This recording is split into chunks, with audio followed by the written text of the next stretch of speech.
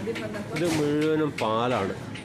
നമ്മുടെ മിൽമ കവറിൽ വരുന്നത് പോലെ ഒന്നുമല്ല ഇവിടെ വരുന്നത്. നല്ല ഹൈജീൻ ആയിട്ടാണ് ഇതെല്ലാം അടപ്പോട് കൂടിയിട്ടുള്ളതാണ്. 1 ലിറ്റർ, 2 ലിറ്റർ, അടിയിൽ 5 ലിറ്റർ എല്ലാം ഉണ്ട്. ഇതൊക്കെ നമ്മൾ പാല് കാച്ചിയാണല്ലോ കഴിക്കുന്നത്. ഇതൊന്നും പാല് കാച്ചാതെ തന്നെ നമുക്ക് കഴിക്കാൻ പറ്റും. അത്രയും ഫ്രഷായിരിക്കും ഈ സാധനം. ഇതെല്ലാം അങ്ങനെ എന്തോ ചെയ്ത് എടുക്കുന്നതാണ് കമ്പനികളിൽ. ഇതെല്ലാം മിൽക്കാണ്. പല രീതിയിലുള്ള നാച്ചുറൽ ഉണ്ട്. ഇത് കൊക്കോസ് എന്ന് പറഞ്ഞിരിക്കുന്നത് വെളിച്ചെണ്ണയാണ്.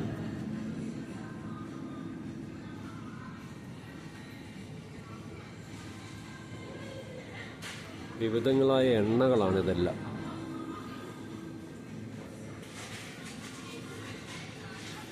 ഇതാണ് നമ്മുടെ തൈര്. നമ്മൾ പറയുന്ന തൈര്, യോഗട്ട്.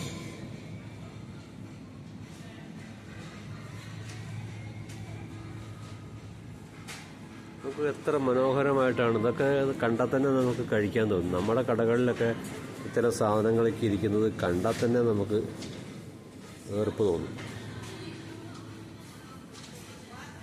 വിവിധങ്ങളായ രീതിയിലുള്ള ബ്രാൻഡഡ്, പല ബ്രാൻഡിലുള്ളതാണ് ഇതൊക്കെ.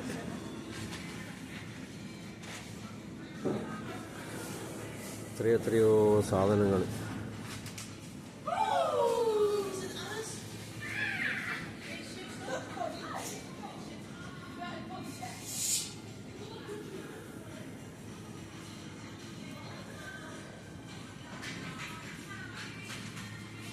ഇന്ന് എന്താ സാധനം എന്ന് എനിക്ക് മനസ്സിലാവുന്നില്ല. എല്ലാം ഡച്ച് ഭാഷയിൽ എഴുതിയത് കൊണ്ട്.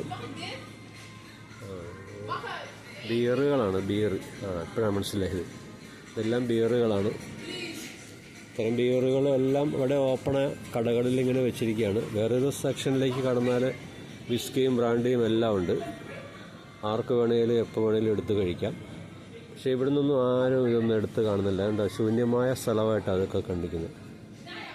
പലതരത്തിലുള്ള ബിയറുകളും ജ്യൂസുകളും എല്ലാം ഉണ്ട് ഇവിടെ.